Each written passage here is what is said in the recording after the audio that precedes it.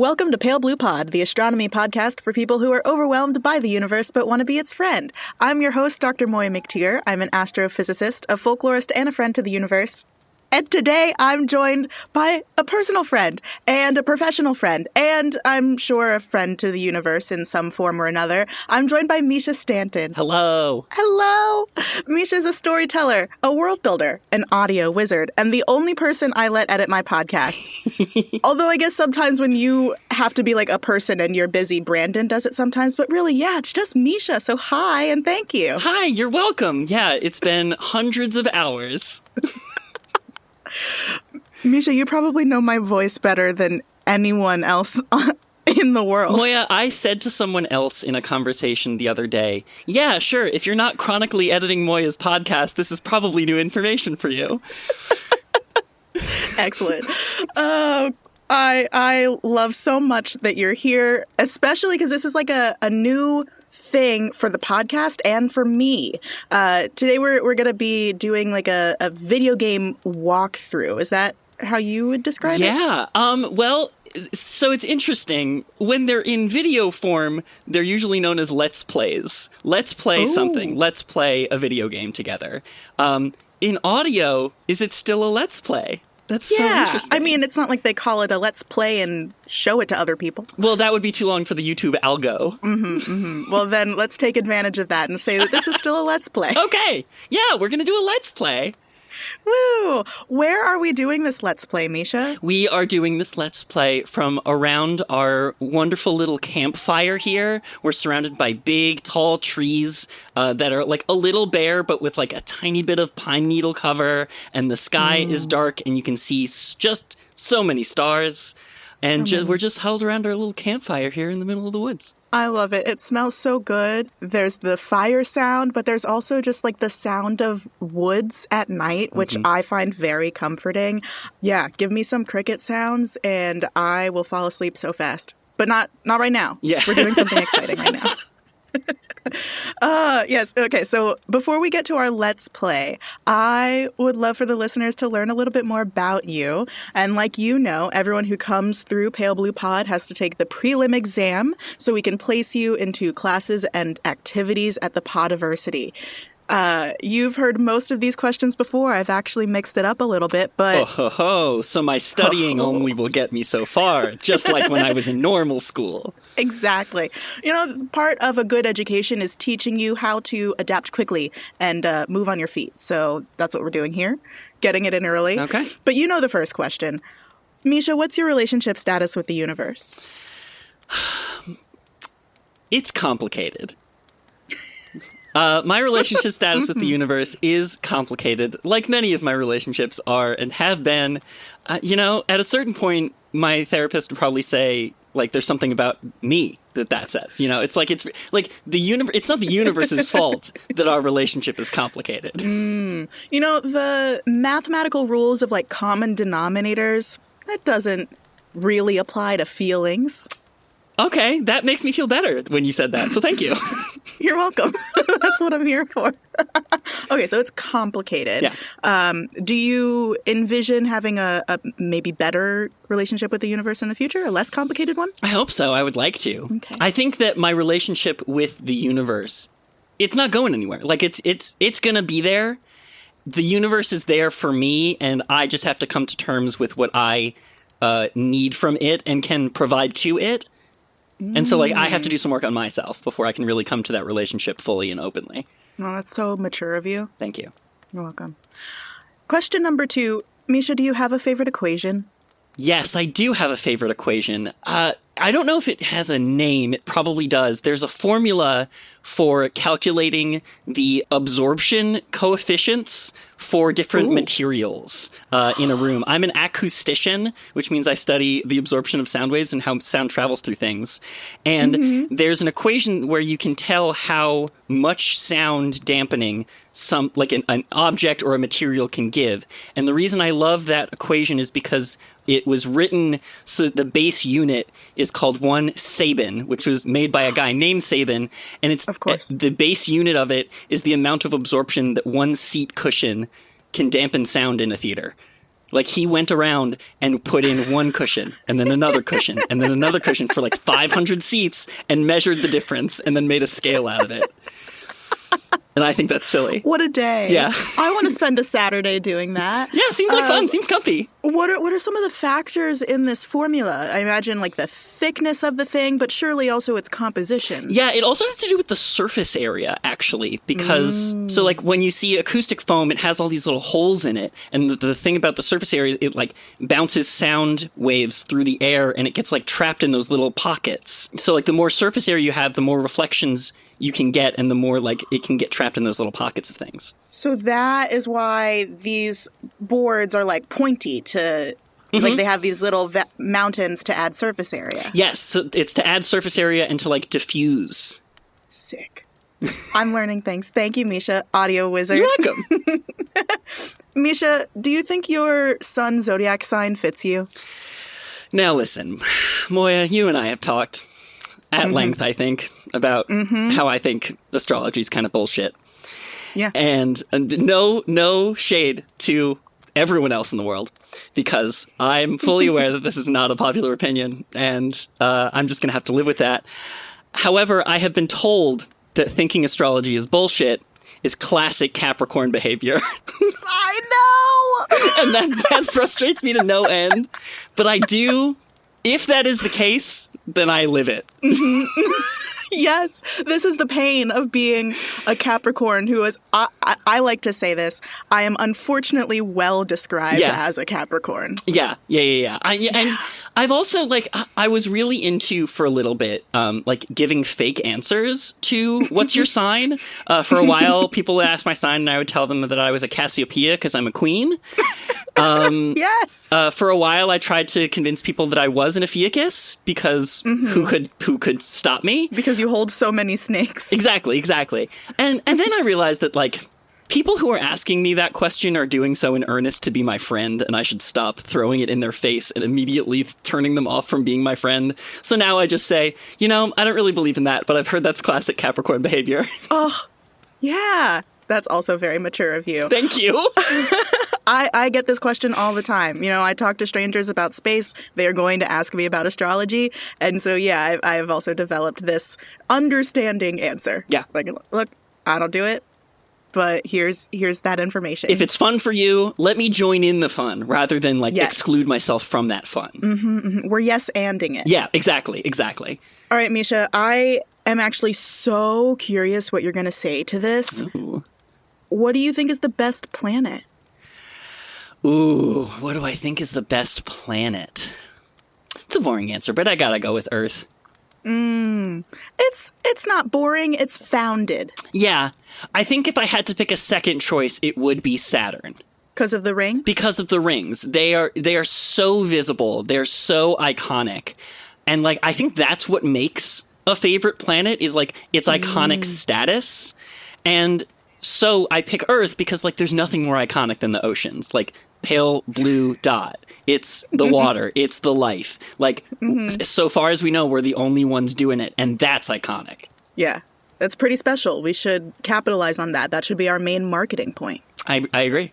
Okay. And then I think just as, planets, other planets, just as long as you're doing your own thing, we really think you have a shot. Yeah. They all have good qualities. We love them all for different reasons. Let's say you're going on a mission to visit all the planets because you don't want to discriminate, but you're going to end on Saturn because you're going to end on Earth, but Saturn will be your last other destination. When you blast off for that mission, what song are you listening to? Yeah, I think it's Sweet Child of Mine by Guns N' Roses. I really like that.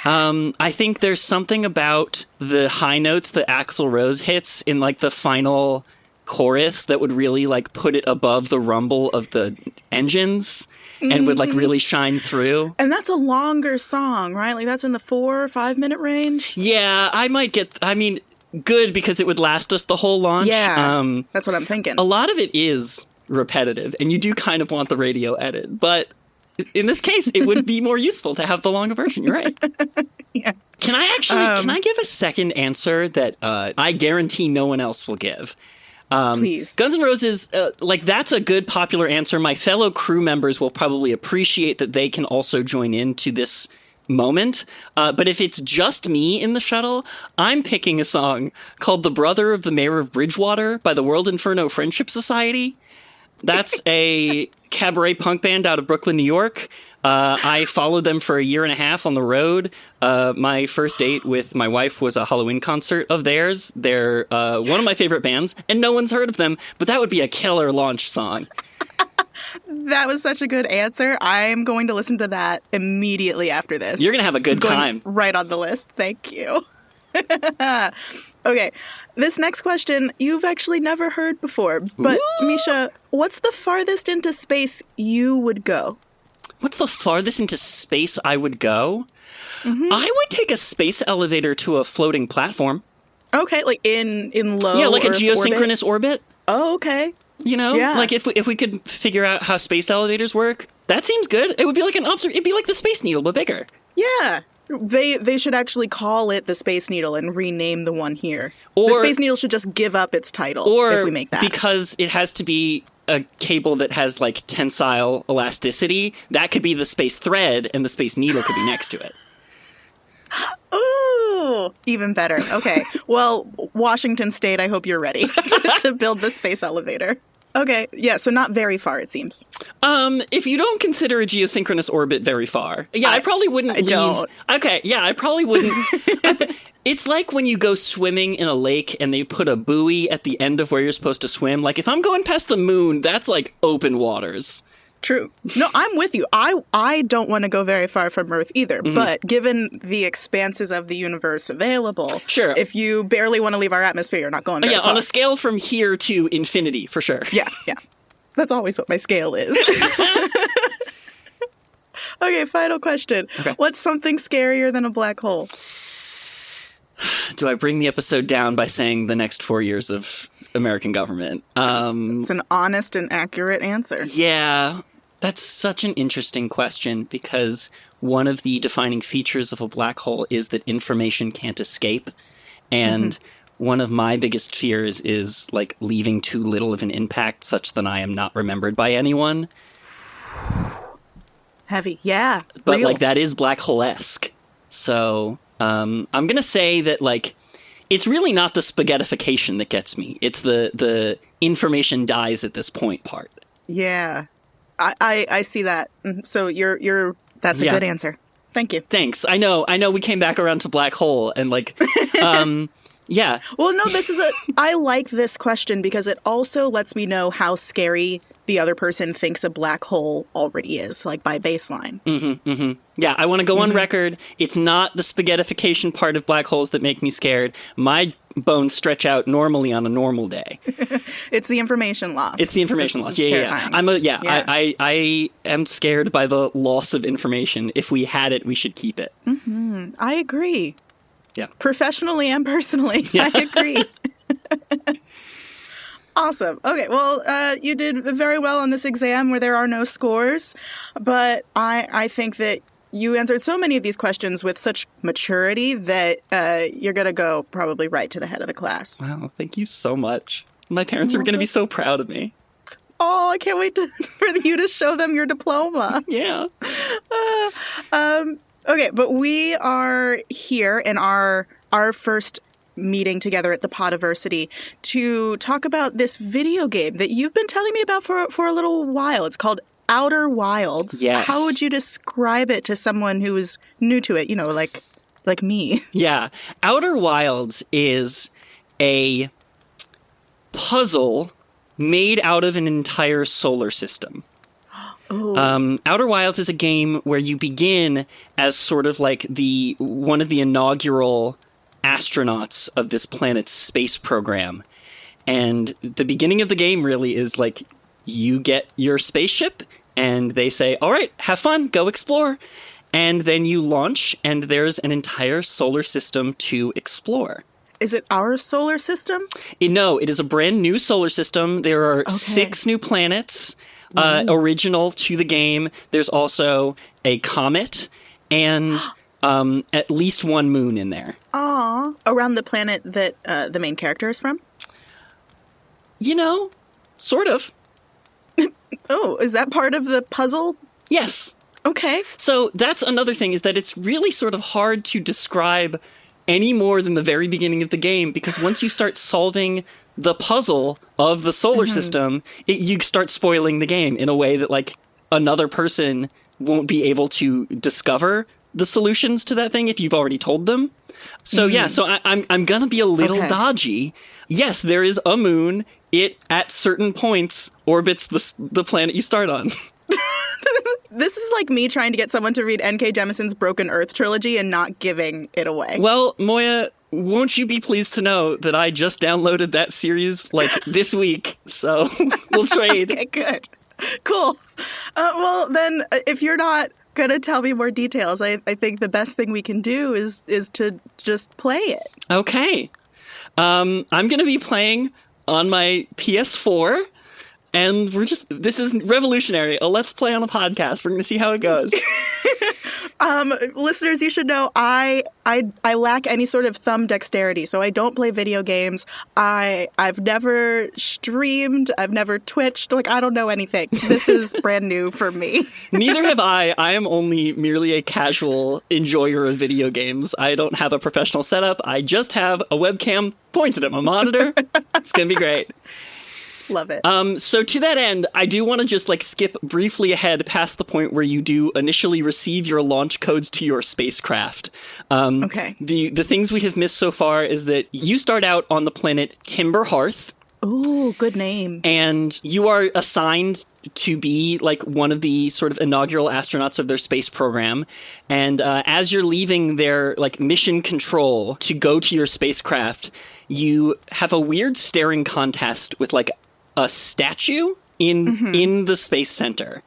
And you just have a weird stare down with it. And then you're like, okay, that was weird. And you move on and then you go to your spacecraft. But this is something you're forced to do in the game. Yep. It dictates your motions. In the linear path between the spot where you start inside mission control and the launch pad of the spacecraft, there is this statue, and there's a moment where the game stops you to stare down this statue. My media literacy tells me that that's going to be important later. It'll be a special tool that helps us later. Okay, here we are. There's a dark screen with a prompt that just asks you to wake up.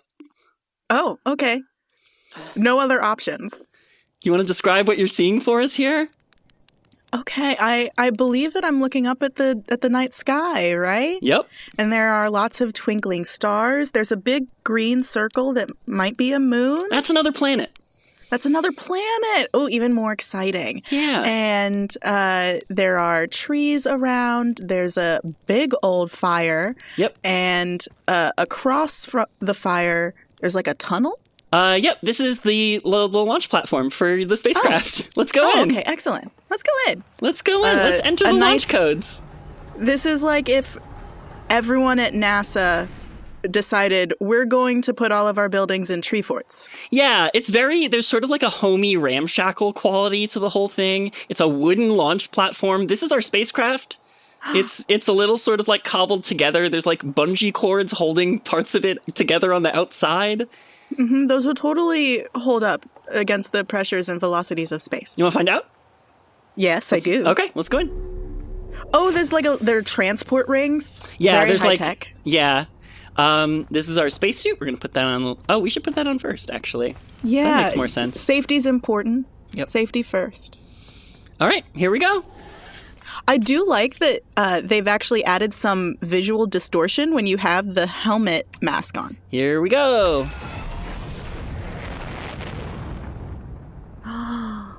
Lift off. Yeah, we did it. And once we crossed the atmosphere, now we're in space.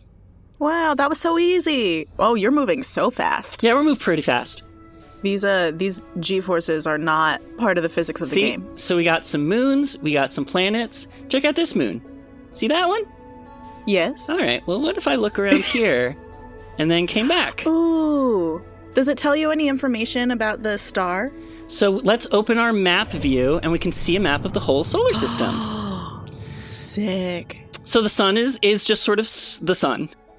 The other planets we have here, we started at Timber Hearth. We also have Brittle Hollow, Dark Bramble, Ooh. Giants Deep, Yes. the Hourglass Twins, I need to know more. Okay. and the Interloper. Is that the comet? The Interloper's the comet, yes. That makes sense. Yep. So the Hourglass Twins are two planets that are like orbiting very close to each other. Oh, I They're love you some, can, in fact, can we good zoom resonance. in? Can we zoom in on the map here? Yeah, you can see there's two of them, and they're like kind of connected. Oh, that's so cool. There's also a little station hovering around the sun. Ooh, collecting data, or do people live there? The thing about this game is that you kind of have to go there and find out. Oh, okay, yeah. So from here on out, do we get to decide where we go? No, because we just landed somewhere. Oh, yeah, while we were looking at the map, we crashed back into our home planet. Hold on, let me get back into space. Again, so easy. Yeah, listen. You didn't have to refuel or anything. No, it's pretty easy. That's nice. Where would you like to go? Can we go to the twins? Let's go to the twins. Okay, where are the twins? Oh, there they are. So the point of this game is that you, like, just explore the solar system, and where the game needs you to get clues to the puzzle, it will force you to do that? There are clues to the puzzle on all of these planets. Okay. There are clues hidden around and on top of and inside these planets. Inside? We can go inside? Yes. All right. Love. So, let's see if I can do the aiming right. It has been a little bit since I played this game, and the aiming is not... Oop. Oh, So no, there's we're some- going to miss! Oh, no, we're going to go into the sun! No, I don't want to do that. I don't want to do that! Don't do it! Oh, Okay. well, I mean, we could go to the station if we're already here. Nope. I just have to remember how to be good at video games, is the thing. So there is some navigational skill required for this. Yes, you do. A lot of the game's movement is like just trying to fly the spaceship good. Game. Oh, I would be terrible at this. Yeah. Okay, so hold on. If I focus on this, I can match velocity to an object. So it does make you, or like it at least has the concepts of those relative velocity frames. Yes. Love. You want to be sort of matching velocity to the objects. Mm-hmm. Or And I see that our spaceship has like thrusters. I can hit autopilot too. There you go. Do you want to go to Ash Twin or Ember Twin? Oh, Ember Twin. Okay, let's go there. Okay, I have engaged the autopilot. We're going to go there Nice. now. First, it aligns your trajectory and velocity, and then you accelerate towards the planet. And you have to hope that when you're going to a place, it doesn't accelerate you right through the sun. That is a thing that happens. Okay, here we go. This is like the coziest flight path trajectory math I've ever seen. I love this.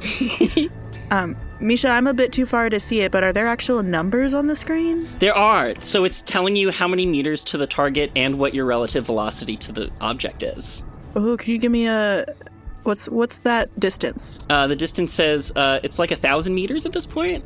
We're coming in for a landing. Ooh, you see that? That structure there?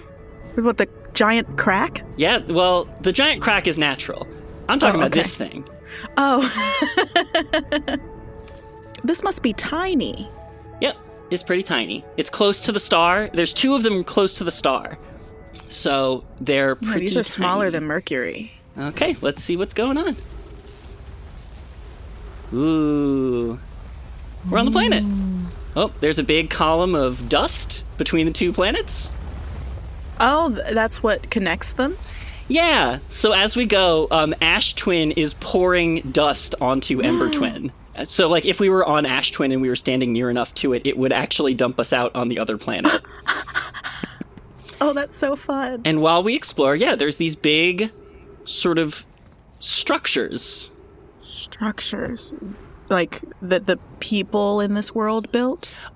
Yes. Not from this planet. So, but... as you go around to these different planets, you're also sort of digging up, like, archaeologically, the remains of another civilization that once was here. Oh no. Oop. That's fascinating. Oh boy. And you didn't seem to die, so that's Nope, I'm in my spacesuit. I have a little bit of fall. This is also a tiny planet. Gravity should not be that forceful. So if you jump, you can actually see that, like, gravity, like, I am jumping pretty far. Because you're right, there isn't a lot of gravity on this planet. In fact, on the screen, I don't know if you can see it, Moiya, but there is a gravity factor on my screen. It's a 0.6x gravity right now. Okay. That's interesting.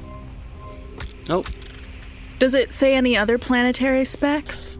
What else does it say? It gives you a sort of a 3D map of the planet. It gives you the gravity. It gives you sort of the access to the center.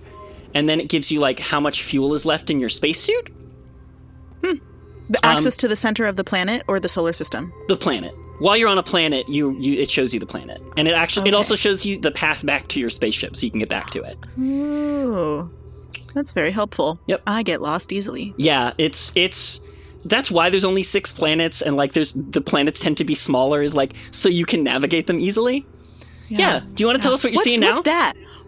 Okay, so especially since you've just mentioned some sort of, like, archaeological dig, it does look like we are in front of some, like, indigenous art form.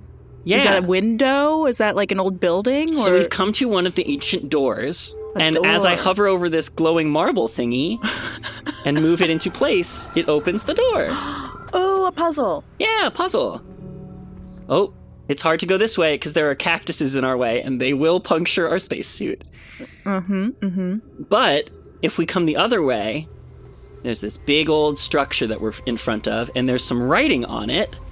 Oh, this does look very much like a Stargate, but in horseshoe shape. Yeah, so just like we had the little marble on our door, now we're looking at a big structure with a big marble. And that sort of teaches you that you can shove the marbles to different places. Oh. Now we're moving. Things are glowing now. What did that just do? Uh-oh, we only have 3 minutes of oxygen left. That's not good. That's not good. It's moving our orientation. It's sort of rotating the planet. Oh, it's like slewing the entire planet like a telescope. Yeah, and there's also some writing here that we can look at with our translation device. Oh. So, throughout the game, there's, like, the writings of the ancient civilizations, and you are the first astronaut that has this new translation device that will tell you what they were writing. That's exciting. So, if we translate this, it says, oh, this side will activate the gravity cannon, and this side will call the shuttle home. There's a shuttle, not your shuttle. Yep. Oh. That is true. Do you want to do the gravity cannon or call the shuttle home? I would like to call the shuttle home. Okay, let's call the shuttle home. We move the marvel into place. Oh. Yay! Welcome back. There's a different ship. And then, while the ship is sitting here, if we activate the gravity cannon, launches it into space. Then it goes. Bye-bye. Yeah. Bon voyage. So one of the things, so when you call the shuttle home, it kind of, do you see that effect that's happening? Yeah, that looks very much like a lensing effect, like a gravitational lensing effect. Yeah. Am I correct in assuming there's some sort of, like, wormhole situation or some gravity disturbance? Yep, absolutely. So when you call the shuttle home, it calls it home through a white hole. I love that. I don't know if I've talked about white holes on the podcast before, but they are kind of like the hypothetical opposite of a black hole, where if black holes are things that not anything, even information, can escape, then a white hole is something that's, like, always spewing out material, including information and spaceships. Oh, we got some ancient dress. Yeah, we went into the ancient shuttle. I went in here because our oxygen was low, and anywhere you see plants or trees growing in the game, you know that you can replenish your oxygen there. So I just wanted to refill our oxygen, but yeah, this is like the ancient shuttle. I do like their architecture. It's cool. Their writing is, like, circular. Oh, we're going to translate something. It says, I fear our situation may be dire. Oh, no. Pi, Poke, and I landed here on this comet not long after its arrival in this star system. Our shuttle's equipment heard strange energy readings coming from somewhere beneath the surface. Ooh. Pi and Poke were able to locate a fissure in the ice on the comet's sunward side, and they descended inside to investigate the source of the readings. Ice on the sunward side, okay. But Pi and my sister have been gone for a long time now. They haven't contacted me since descending below the surface either. I hope they're okay. Unless they're awful people. They're also, like, an ancient civilization, so they're all gone. Oh, okay. But these are like what they left behind while they were doing their mission. It says, should I leave the shuttle to look for them? I want to follow protocol, but I don't know what I'll do if they aren't well. Poke, Pi, come back to me safely, my friends. So Really yeah, pulling at the heartstrings. right? So we went into this planet, we went into this big structure, and we learned that there's something else to explore on the comet. So now what we... The interloper. Correct. Okay. So what we would then do is be like, oh, well, maybe that's where I should explore next. Okay, let's go. Unless it's on the other side of the solar system, but it seems to be pretty easy to get around. It's okay. We're also in the Ancient Shuttle, not in our own ship, but the Ancient Shuttle has another one of those marble things, and it gives us options of places to go. I don't know if I remember which of the places that this thing takes us to, but we can pick one. There's a left, center, or right. What do you think? Left, please. Left. Always if given go left. the options. Oh, and now we're going. Oh, look at that. We're launching. Oh. We're flying through space. I do appreciate that they knew not to show any sort of like whooshing white lights when you're moving through space, especially when you're just like in a solar system. Yeah? What do you mean? Well, so often in Star Trek and other TV shows, when they show people traveling through space, they do those like streaming white lights passing by you. Oh, yeah, as sure. if you're moving through the stars. That's not realistic scientifically in any context. Right. Because stars are too far apart to whoosh by you like that. But especially when you're just traveling in one solar system, it should just be darkness, really, as you're traveling, unless you can look at the sun. Right. Okay, well, let's take a look at a map and see where we're going. Oh, we're over here, away from the... We got launched from the Ember Twin. Okay. Are we on the interloper or near it? The interloper's... Where is the interloper? Oh, it's way over there. It's I think... near Uh-oh. I'm sorry, what just happened? The autopilot was trying to take us to the interloper, and we went right through the sun. Oops. Oops. Oh, there's the statue that we saw before that you didn't see, but we did. We saw it. Okay. So it reincarnates you? Yeah, anytime you die, you kind of head back to the start. It shows you a montage of everything you did that round, and then you head back to the start. Oh, I do like that whole life flashing before your eyes thing. Yeah, it's good that like death isn't permanent, that you can kind of explore and run around and die as much as you need to solve the mystery. Why don't you tell us what you're seeing now? Oh, okay. So we are now back at that first scene with the stars and the fire and that other planet in the sky. Yep, and we're back right in front of the campfire with our launch codes. So yeah, so the thing I was trying not to spoil a little bit is that the first run through is you trying to figure out where the launch codes are, and then once you like die or something and go back to the start, then you just have the launch codes and you can just go. Oh, nice. It's like a little bit of ooh, there was a time loop. I did see something about a time loop. Yeah. So now we're back on Timber Hearth. And we can go, again, wherever we want.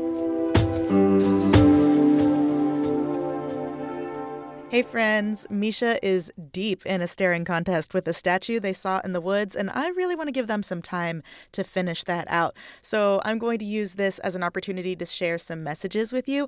The first is a podcast recommendation. It's actually a podcast I love and have listened to every week for years. It's called Spirits. It's a history and comedy podcast focused on everything folklore, mythology, and the occult. And it's told through the lens of feminism, queerness, and modern adulthood. Every week, mythology buff Julia and her childhood best friend Amanda get together to learn about a different story from mythology and folklore over drinks. And they talk about everything from the mythological origins of major franchises like Lord of the Rings and Pokemon to modern urban legends that listeners send in and they read them off on air, all the way to a roundup of werewolf stories from around the world. They have put out more than 400 episodes over the past 7 years. You can start anywhere, but if you're looking for a friendly voice, I've been doing a long-running series with them called Advice from Folklore, where Julia and I channel different mythological beings to answer questions and give advice to listeners. questions that they've written into us. You can dive into spirits and their many, many episodes at spiritspodcast.com. That link is in the episode description, or search for Spirits wherever you download your podcasts, and you won't be disappointed. All right, before we get back to this episode, I want to say a really heartfelt thank you to all of my patrons who support the show financially every month. I couldn't make this show without you, but a special thank you goes to my sun-like stars, Scott Reynolds, Augustin, Tom T., Mark Mahoney, and Nicole Bartlett. You're all golden. Thank you so much for your support. My sun-like stars, like all of my patrons, get access to research notes for almost every episode of Pale Blue Pod, and they get to know that they are supporting an independent podcast. Everyone can get that for about $1 per episode, but my sun-like stars do pay a little bit more. They give me a little bit more support, so they get access to Pale Blue Pod at night, where I am reading calming stories. Right now, I'm reading my PhD dissertation in a soothing way to help you relax and or fall asleep. You can join this tier or any other at patreon.com/palebluepod to support me and support the show, and I would appreciate it. Thank you so much. All right, I'm pretty sure Mischa won that staring contest. They're headed back this way, so let's get back to this playthrough of Outer Wilds. Oh, was there like a Giant's Deep or something? Yeah, you want to go to Giant's Deep? Yeah, that sounds... if I were naming planets in a solar system, I would put Giant's Deep far out. Like probably one of the last planets. But I may be too influenced by Norse mythology here. Well, let's take a look. Giant's Deep is actually towards the outer edge of the solar system. Woot! Let me see if I can lock onto it and engage the autopilot. Gonna align the flight trajectory and accelerate towards our destination. Let's go to Giant's Deep. Yay! Because the ice giants lived on Niflheim. Right. And that was a very cold land. Here we are around Giant's Deep. There's a moon. There's like a floating piece of something. Oh. Hold on. I'm gonna take a look. What is over here? Oh no, never mind. Wait, where'd that moon go? Where did that moon go? Did it orbit to the other side? Where'd it go? Oh, it's not. Is it? Moiya, that's the quantum moon. Excuse me? This system has a quantum moon, and when you look away from it, it moves.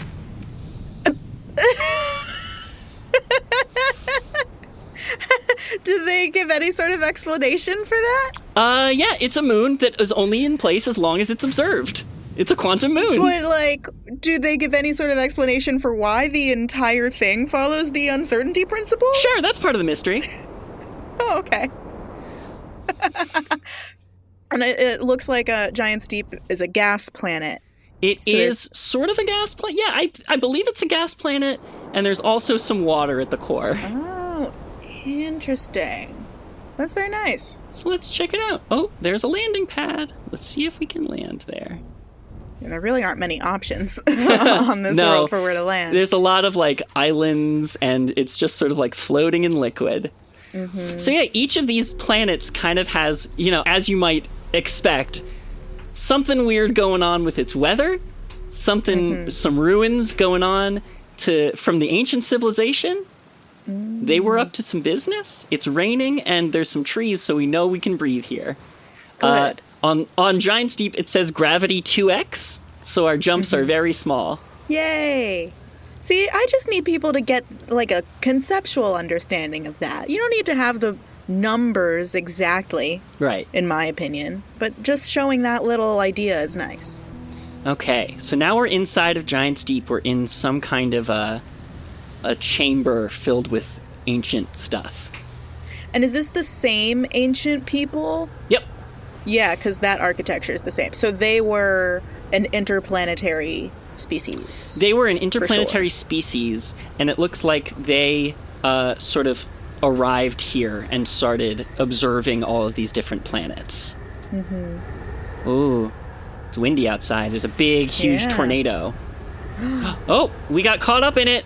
Oh no! Oh no! It launched our island up into space. Oh no! This is surprisingly dangerous for such a cozy game. Oh no! Oh, and now we're floating because gravity is 0 because we're in space. Well, gravity is micro, but yes. It only goes to the 10th place on the gravity. I think there's only so much we can do. Oh, so like the number on your screen said 0. Okay, and so it flung us up into space, and then we landed back in the water. Oh. We're back. Nice. In a different place? I believe it's in the same place. I believe it just takes you up and down. But nice. That could be your space elevator. Yeah, it's really good that we were inside this chamber. Otherwise, we would have been flung into space, and that would have been bad. That would have been bad. Can you like go out onto the planet and like swim in that water or something if you wanted? Yeah, you sure can. Oh wow. Do you want to do that? Nah. Okay. Nah. Seems dangerous, Moiya says. Oh, It whoa. does. Oh, we got gravity flipped a little bit. Oh. It's because this wall is an anti-grav wall. I forgot there are anti-grav walls in this game. Okay, so if we step here, come in handy. Now we're walking on the wall. Look at us. We could go around to those spots. There's different little ritual spots along the wall there. Whoa. Oh, now we're in the water. Oh, that's not what I meant to do. Well, maybe it is. See, the fun part about this game is, like, while it's a puzzle inside of a physics sandbox. So, like, you just kind of have to poke the physics of different things and see what they do. Like, for now, I'm walking on the ceiling. Yeah. And you walked through water to get there, it seems. Well, I forgot because we're in a spacesuit, so that's okay. Yeah. You know, we had oxygen supply. Like, we're good. Yeah. Okay. Oh. I'm trying to make sure we're not going through a giant tornado. Yeah. What else do you want to see? What else do you want to know about? I'm torn between the comet and seeing what that station around the sun is doing.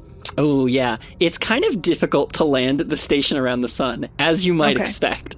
I do expect that. The gravity there is going to be a worthy opponent. But, yeah. So you think maybe we go to the interloper? I think so. As long as I don't, like, pilot the autopilot directly into the sun again, I think we'll be okay. Okay, let's do that. So, Moiya, that. when people are exploring space and exploring the solar system, how much of a hazard is accidentally having your autopilot shoot you directly into the sun? Not much of a hazard. I think that there's very little that is on autopilot that's not very carefully planned trajectories. Okay, good. That's good. I'm glad we designed our spaceships better. Yeah. Okay, let's go check out the comet. Yeah, there was like a clue from the ancient writings that there's something to check out on the comet. Mm-hmm. So. Do you ever see what these ancient aliens looked like? Yes. So, yes, you do. At some point later in the game, once you've solved some of the secrets, you do end up meeting one of them. The statue that you see in the beginning of the game is like a bust of one of them. It's supposed to be like a stylized version of what they were. Cool. Okay. We're back in space. Beautiful banjo music. Yeah. This is what space should sound like. I agree. Like, I know it's a vacuum, but Interloper. We should just get a giant PA system and play relaxing banjo music for all of the cosmos. I agree. Okay, we're heading towards the interloper. Let's see if I can see it as we approach. We're way out there now. Mischa, how would you rate your, 3D spatial reasoning skills? Great question, and thank you for asking. So I have a connective tissue disorder called Ehlers-Danlos syndrome, which, among its various horrible things it does to my body, really messes with my sense of proprioception, the ability of my nerves to sense where my joints are in space. Mm-hmm. And so it stretches out my nerves and my muscles for that. And so I have a really bad sense of how my body exists in space around me, which over the course of my life has led to sort of an atrophying of that part of my brain. So I actually have really bad spatial reasoning. Oh. Well, I asked because you seem to find this asteroid or comet so quickly. Sure. Thank you. I went to the map and I hit the button that says go there. And that made it easier for me. Ooh, very little gravity on this comet. Okay, 0.4 gravity. We're jumping all around. Yeah, and maybe if you jump real hard, you could just leave it. Yeah. I think No, not actually with half of Earth's gravity. I don't know what they would show on this game, but... Yeah, I think if I use my jump jets, I can't. That is a possibility. And I would leave my spaceship behind, and then I'd be floating. And that's not good. Yeah. I'd float till I ran out of oxygen. So those sad. ancient writings that we found said there was something inside the comet. Do we have to drill, or is there like a ladder? I believe if we look around the comet, there should be an opening somewhere. Ooh. I do appreciate how much texture they've added to these astronomical bodies. Yeah. And that not all of the texture, at least on the worlds we've visited so far, is the same. That's nice to see. Say more about that. You know, I'm sure they had to spend a lot of time adding in that type of detail. Yeah. And it would have been really easy for them to, A, make all of these things very smooth, or B, use the same type of texture map for all of them. But especially since these bodies that we visited are in drastically different parts of the solar system, they should have really different compositions and different gravities, right? So they would have different surfaces. Like, we're on something that has very low surface gravity right now. So I would expect to see, like, tall mountains. Yeah, right now we're standing in the middle of kind of like these spires on the back half of the comet. Yeah. So I'd expect to see those. I would expect it to be pretty lumpy and not very spherical. Mm-hmm. Yeah, I think they got it right. That's fantastic. I mean, there's also the point of it of like, I think probably the developers of the video game really wanted you to know as much as possible with visual information exactly which one of the planets you were standing on at a given time so you don't get confused. Good. So that is cool that like the science of how that goes matches up. Mm-hmm. Oh, it's almost like facts-based fictional world building leads to better storytelling. Oh, why are we floating? Oh, we're floating away. Oh, that's not good. Oh, did you jump? What's happening? We went really close to the sun and I flew away. I did not mean to do that. What happened? Oops. I was not trying to do that. That's not good. Wow. So the comet itself is now getting really close to the sun? We landed on it when the comet was furthest from the sun, and now we went through its orbit to be really near the sun, and we flew right away from it. Oh wow, that is a very fast orbit. It's a very fast. Well, they have to scale it to the amount of time you're playing a video game. You can't play a video game for 2,000 years. Yeah, that is. I was wondering how they'd deal with that. Back to the comet, please. Go back to it. That's where my ship is. Thank you. Oh no. I landed too hard. Oh, no. On the comet, and I died. We were so close to the mysteries. This is another reason I don't play video games. If I just kept dying, I would throw so many fits. That's fair. In fairness, another point of accuracy for this game, I think, it is really easy to die in space. True. You can apparently just be flung off of comets. Oops, I didn't. So it's been a while since I played this game, so I appreciate you coming with me as like I'm sort of struggling to maintain basic control to get to the mysteries of the game. I hope you're having fun. Yeah, it's cool to see. And it's nice to not have to press any buttons. My pleasure. I'm happy to press buttons for you. Oh, and here we are. We have that beautiful shot of Giant's Deep once again. And every time we come back to see the Giant's Deep, I don't know if you can see that, but when we went to Giant's Deep before, there were like pieces of a station floating around it. Every time we open our eyes, we see that thing have like a blue spark or like explosion of some kind. That seems important. It is. Okay, good. So so this is kind of the idea, is that like there's these ruins, there's each of these planets has a different ruin. The writings point you to clues on different planetary bodies. Mm-hmm. And then they all sort of come together to like show you what the ancient people were doing. And you're trying to figure out what they were doing. Okay. Because they were clearly doing something. So how long can you explore this before you start to solve the puzzle? Real world hours, like quite a while. I think, I mean, it depends on how much time you spend just goofing around versus really solving those mysteries. Once you get deeper into them, there become like physics puzzles within them. Physics puzzles. Yeah. So for example, when we went to the twins, one of the twins is dumping sand and dust on the other twin throughout. So like I don't know that we'll get to it because it's kind of a stressful part of the game, and I don't know that I'm good enough, again, at the controls to make it happen right now. But there is a cave on one of the twins that, if you don't explore it fast enough, will fill in with dust from the other twin. And there's a secret at the end of the cave that tells you part of the puzzle. And so, like, you have to get there in the right sequence. Ooh. Okay. I think if I had to pick a planet to go to that would make me not die so fast so we could see more of the game, I think I'm going to pick this one. Brittle Hollow. Great name. All the names of all the planets are really good, I think. They are. When you listed them, I was like, I want all of these. Yeah, I think they did a really good job of, like, giving you the whole picture of it and a bunch of stuff to explore and just being like, here you go. Whatever catches your eye, go do it. Mm-hmm. Okay. Land. So you have played this game before you finished it? Correct. I played this game a bunch of years ago. I played it. I got to the end. I solved the riddles of the cosmos.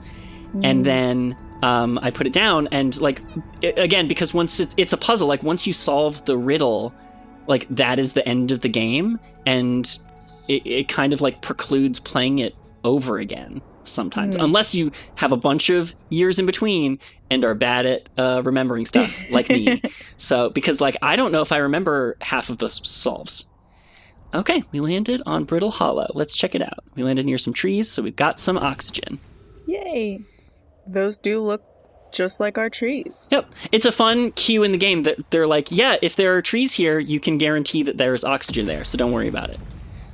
You know, you can, like, take off your spacesuit or whatever. Mm-hmm. Yep. There's a fireball being launched from Brittle Hollow's moon, which is like a lava moon. You can see it over there. Io. Yeah. It has volcanoes, and it launches fireballs, and you should not get hit by them. That would be bad. Mm-hmm. Let me attempt. That's a good lesson. Yep. When exploring space. Just in general, try not to get hit by fireballs. When exploring a screen, like, tip that comes up as you're playing. Fun fact, don't get hit by fireballs. They'll kill you. Oh, there's a big one. Oh, yeah. Nice. Oh, and it landed over there. Can we see where it landed? No, not really. There's, like, a bit of a glow. Well, it's kind of dark. Let me see. Nope, it doesn't really look like it left a big mark. There's a good shot of the volcano moon. Oh, wow. That is angry. Angy. Let me see if I can scan for signals. Let's scan for some radio signals and see what's up. Oh. Okay, let's check it out. Yeah, where is this music coming from? There was some banjo music playing. Let's see if we can find it. So yeah, another thing you have here is a signal scope, so you can scan for radio signals as you explore. That's nice. And again, we have some different terrain here, whereas the last one was like big spikes. This is little, like, plateaus. Yeah, it's just sort of like rocky terrain. You gotta hop over some stuff. Yeah, but this rock is much less crackly than other rock surfaces that we've seen in this solar system. Again, making it easy to distinguish. Right. Okay. So, nope, don't go in there. That's bad.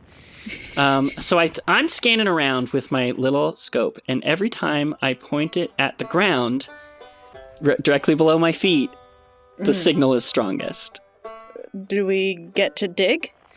I don't know if we can dig, but maybe we could find, like, stairs into the center of the planet? What do we think? It is called Brittle Hollow, so you have to imagine there's a way into the planet. Do I remember it before I die? Let's find out today. Yeah, there really aren't, like, any clues or guides that I can see, at least. Nope. We've come to the spot where there's some ruins of buildings. And there's, like, a sleeping bag here. Somebody left a note in our own language, not the ancient language. The journey from here to the South Pole has been harrowing because of all the meteors. But hey, at least I made it here unconcussed and not on fire. Okay, so we want to be going to the South Pole. That's what we just learned. Just stairs leading down. So the portal's in the South Pole. So let's go to the South Pole. Okay. We could get back in our ship, or we could just walk. I feel like planets are pretty big, Mischa. You know, you might think that, but this is a video game. And again, you do need to have the ability to sort of explore all of these things. So I think we can just, in fact, walk. Oh, yeah. There it is. We're at the South Pole. There's another ship there, another ship that looks like our ship, and a big structure right at the South Pole, right where they said it'd be. Ooh, I wish even just getting around New York was this fast. Wouldn't that be nice? If we all had jump jets, that would be cool. Yeah, just take a little hop on over to Queens. That'd be nice. There's some torches, and there's the stairs into the center of the planet. There's a recording device. I thought that was a chocolate bar. I'm here. I did it. I put the ship down safely.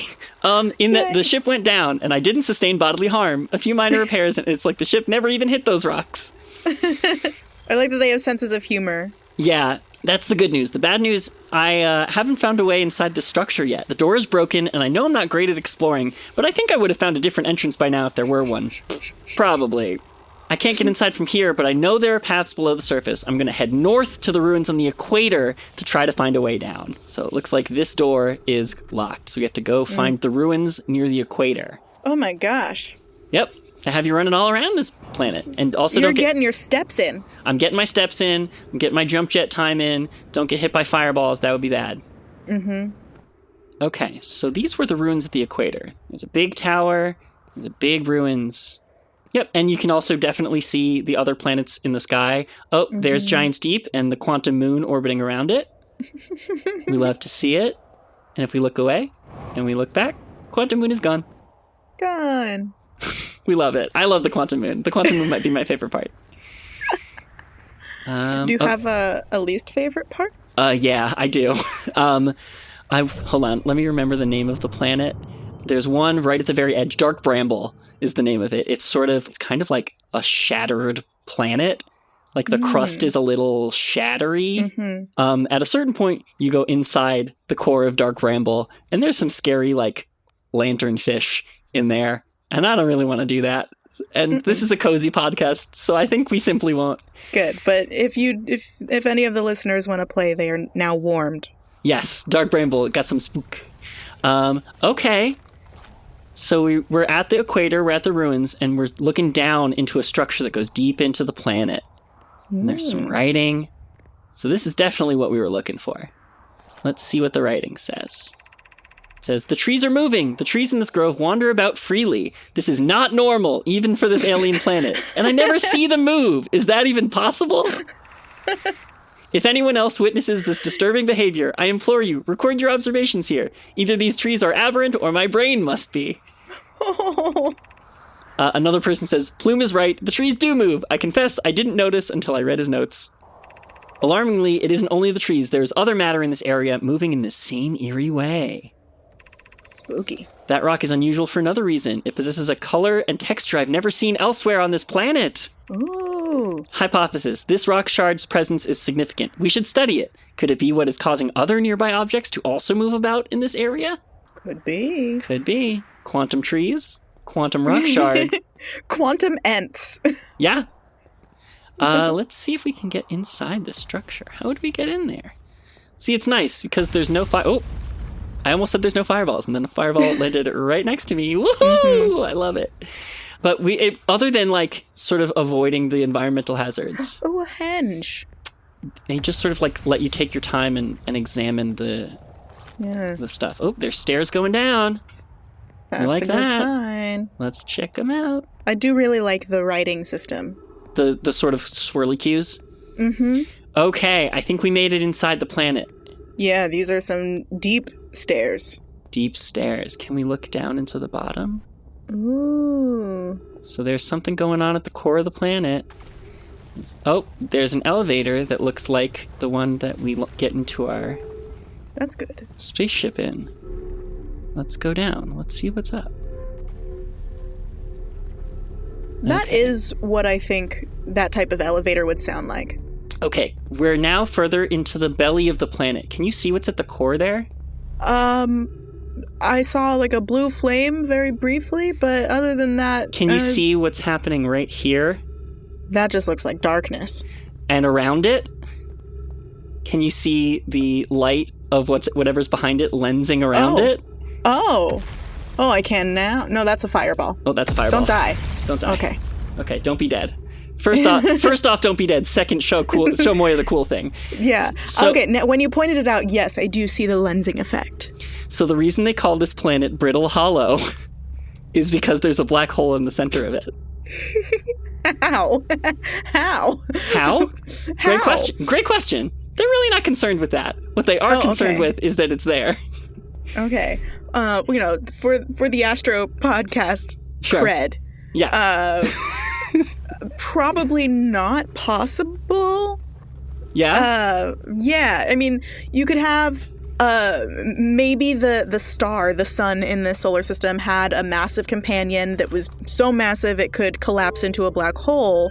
The timing of that would work out. But then that star wouldn't accumulate material around it to look like a planet. Right. That makes sense. But cool. It's a very cool concept. Yeah, what I think is cool from a video game physics perspective is that the lensing around the black hole does happen in real time as you move your camera around. That's pretty Uh-oh. cool. Oh, I just got knocked off. Oh, I'm going in the black hole. You're falling in. Whoa. What happened? I fell in the black hole, and now I'm somewhere else in the solar system. Looking out. Oh, what's that bright light? Is that the white hole? That's the white hole I just came out of. And so I fell in the black hole, I came out the white hole, and here, hidden at the edge of the solar system, there's another space station. Ooh, so sneaky. Yeah, well, my ship is now on a completely different planet, so this is my only option. Let's do it. All right, here we are. We made it to the space station. So yeah, that was pretty cool. We went in a black hole and we came out the white hole. I hope we find white holes one day. That would be cool. If wormholes were real, that would be pretty sick, I think. Mm-hmm. Let's go in. No, go in. Inside. There you go. Oh, we're inside it. Let's unlock the airlock so that it shuffles around. And now we're inside. And now we're inside this cool little space station. Oh. There's more writing. I believe this is an image of, a diagram of what the station is doing. It shows you where it is in its rotation, and it shows you that it'll send you to a different planet if you press the button. Oh. That's good to know. Yeah, let's see if we can get somewhere. What does this writing say? Welcome to the White Hole Station. If you fell through the black hole by accident, don't worry, you aren't the first. This warp tower can return you to Brittle Hollow. Every warp tower is tuned to a specific astral body. A tower's warp can only be used during the brief window when the tower is aligned with its corresponding astral body, in this case, Brittle Hollow. You must be standing on the warp platform on the floor during this alignment to be warped. If you look up while the station is rotating, you can see the alignment happens when the astral body is directly overhead. Oh. So, this diagram shows us the rotation of the station, and when it's aligned with Brittle Hollow and we're standing on this dark glowy thingy, we'll go right back there, and that's how we get back to our ship. Oh, love. Yeah, so it doesn't strand you, you know? That's nice. Oh, Ember Twin Projection Stone. So there's different stones in this chamber that'll send you to different places. Oh. So it seems like with us and our people and our ramshackle technology made out of wood and boards and bungees, and then there's this ancient civilization that could manipulate black holes for travel. Yeah, bit of a difference. Yeah. Can you, without giving too much away, say what the mystery is about, in what direction it is? Yeah, so the mystery is kind of what happened to the ancient people. It's really obviously they were setting up all these different stations and they were observing. There's an observation point around the sun. They're observing this black hole. Obviously they were setting up stations to do something with them. And you're trying to figure out what and how. And then eventually you sort of learn that it didn't go according to their plan. And so you're trying to figure out what went wrong and maybe how to fix it. Okay. And you do that sort of by going around and translating their writings, which again, in this game, you're sort of the first person with a translation device. So that you, there are other astronauts around and you can go meet them. But the new thing that you have is the ability to translate the alien language so we can finally learn what they wrote down. Because you're special. Because otherwise, another character would have done it before now. So this is the impetus of the game. You know what I mean? Mm-hmm, mm-hmm. Do we want to raid around and get warped? I think I have to because my ship is right. fully on a different planet. So I do have to wait around to get warped. And it does happen in real time as the things orbit. So we do kind of have to wait for the orbits to align. Oh, what happened to the sun? It's redder now. Yeah. Are we also showing stellar evolution in this game? In real time. Oh. Well, not in real time. Moiya, it's happening in real time. What do you mean by that? Without spoiling mysteries of the game. Mm-hmm. One of the things that went wrong with the ancient civilization is that they did something to the sun. Those bitches. Well, there was something happening at that station where they were doing stuff to the sun. Mm-hmm. Okay. Yeah, that looks concerningly red giant-ish, or like it's on its way. Yeah, when we started, it was like a normal yellow sun, or a normal kind of yellow-white sun. And yeah, it has now fully expanded to a red and larger status. The orbiting station around the sun, you can't even see it on our map anymore. Did it eat any of the planets? It's very close to eating the hourglass twin planets. Mm-hmm. You can see like it's so close to them now. We're examining on our map. But you can see also the one planet that was pouring ash onto the other one has done that now, and it's like depleted. It's so small, and the other one's so big. Yep. We're just waiting for this alignment. We're checking out stuff. And like a game that can teach you patience. Yes. This is a game, so this is also a game where it's sort of like the puzzle evolves over the course of time. There's like a time element to it. Like I mentioned, there was that one planet, that one cave. Oh, go ahead and tell us what's happening. Oh, it's becoming a white dwarf. Okay, so the star, it was really red and puffy, and then it started glowing really hot, and then it collapsed in on itself. I assumed white dwarf, but now it's getting big and blue and glowy. I don't know if they're trying to make like supernova comparisons. Do you think that's what they're doing, Mischa? I think this is what's happening. Eventually, the sun expands and to contain the entire solar system, and you die. Oh. And then, as we know from before, when you die, because you did a stare down with that one statue, you get taken back to the beginning. So we're time looped until the sun explodes. Exactly. For some reason, we are trapped in a 22-minute time loop where we have to solve the mystery before the sun explodes. So something that you can do in this game will prevent the sun from exploding. There is a reason the sun keeps exploding on every loop. You can, within one cycle, it is possible to, if you have gone through previous cycles and learned the things you need to learn, do the thing you need to do to escape the sun exploding. Escape the sun exploding, not prevent it. No, at this point, you're not preventing it. Okay. It is happening, and it's going to keep happening. Mm-hmm. Interesting. And that's the mystery. Wow. Why does the sun keep exploding? What were they doing that caused the sun to keep exploding? And why did staring at one of their statues cause you to be trapped in a time loop in the first place? So many questions. Yeah. Okay. Okay. I know you know the answer, and I'm not going to ask you to give it away, but is it a scientific answer, like the thing that they've done to the sun? Is it science or is it magic? Now, you have, I might say, some rigorous qualifications when it comes to describing something as science. In the world of the game, it is a scientific answer. They were doing science to the solar system, and stuff happened and they're gone, and we're sort of piecing together the science they did. But in the same way as science, I would say, they've sort of left these records of what they were doing, and when you discover them, you can recreate what they were doing. They have repeatable results.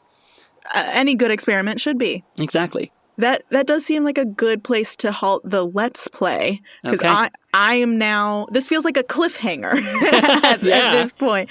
So listeners, if you want to know why the sun is exploding, then you can go play Outer Wilds. But Mischa, before you go, yes, after having played this whole game through, do you feel like there's anything left unanswered, or are you still curious about anything?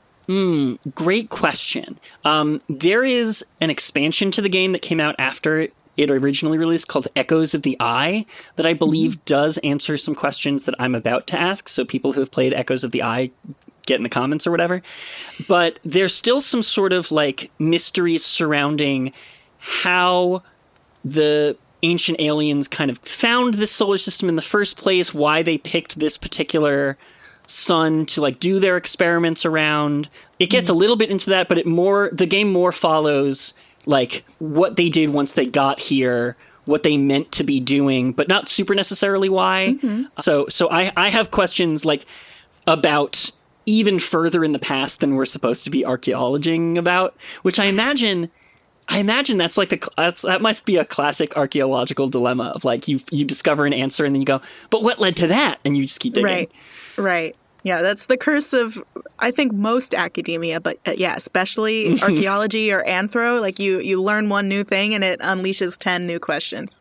Yeah.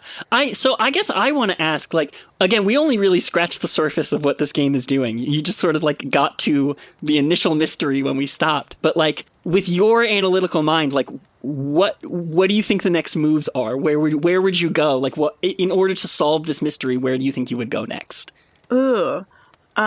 Strategically, I'd probably work my way from the outer solar system towards the sun. I would definitely make sure to visit the station to see what types of experiments they were doing there. Can we explore our own planet too? Like, is that okay? Yeah, then I'd explore that. You start out in Timberhearth in kind of a valley, and it's like where your village is.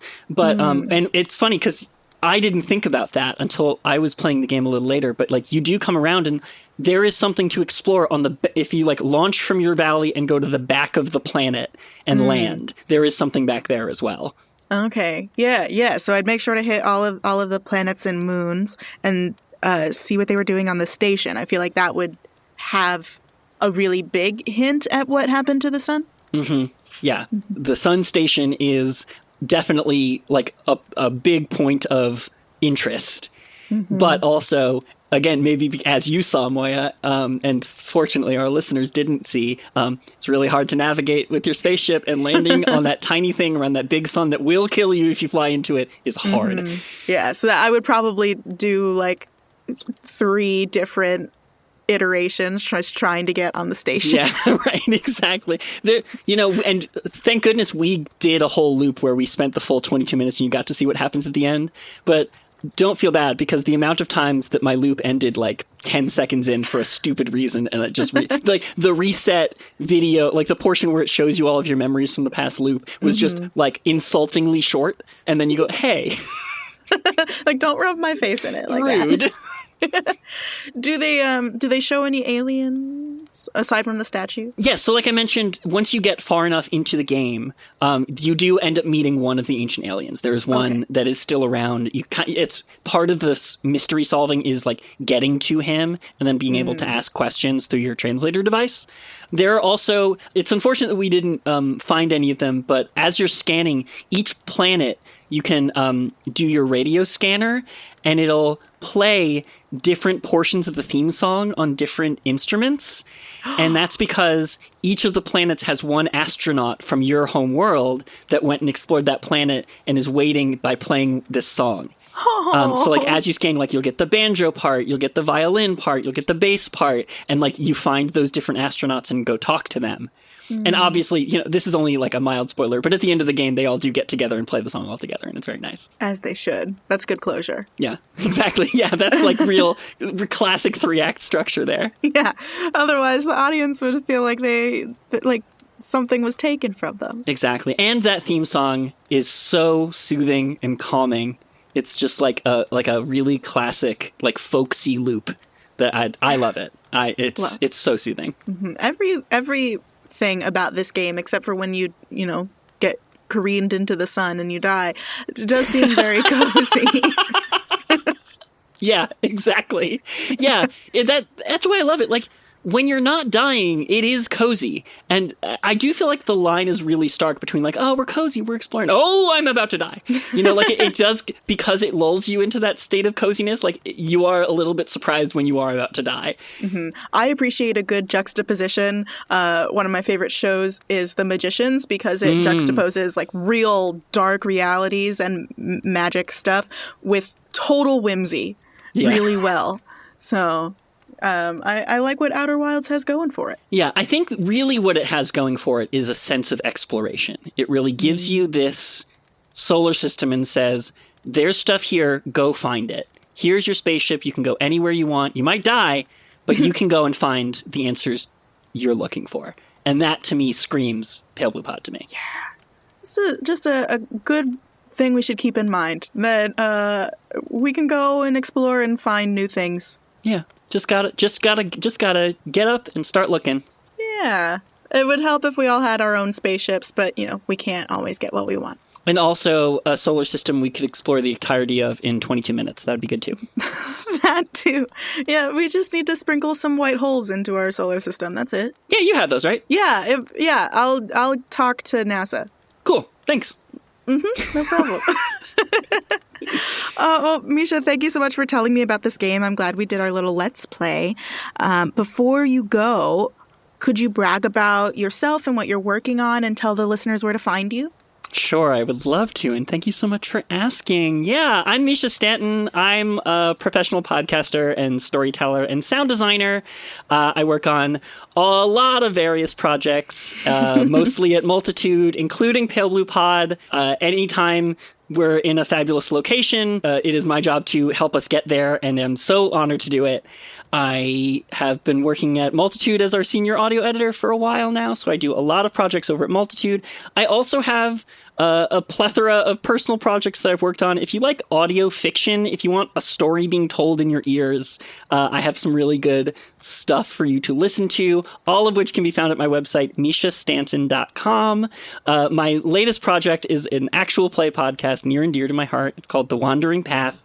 If you like the immersive elements of Pale Blue Pod and you like the friends hanging out elements of Pale Blue Pod and think a story being told at you with goofs would be cool, check it out. WanderingPathPod.com. It's so good. Check it out. The links to Mischa's website and The Wandering Path, that's down in this episode's show notes, so listeners, go check it out.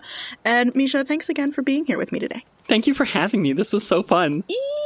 I think we need to get some more logs for the fire, so I'm going to go do that. But, well, remember, anywhere you see trees, you know there's oxygen, so you can take your space mask off. Thank you for that reminder. Okay, I see a bunch of trees, so spacesuit off. And listeners, no matter how many trees are around you right now, you're still space. And how many suns you accidentally fly into, you're still space.